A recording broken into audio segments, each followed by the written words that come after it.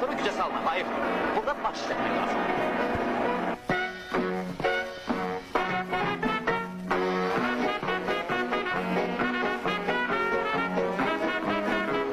Yoldaş birader, belki... Estağfurullah, geri git işinle məşğul ol.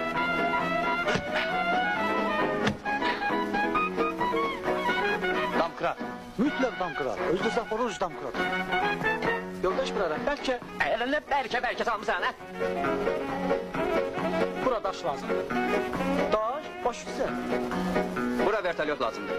Yoxdur. Bəlkə kosmodroma zəng eləyib raket göndərsinlər, hə? Bura mütləq mənim kranım lazımdır. Buna görə maşının çəkisi, trosun uzunluğu... Yoldaş birader, deyirəm bəlkə sizə bu daş lazımdır, hə? Ala, bu daş yox, bax oradakı daş deyirəm. Baş üstə.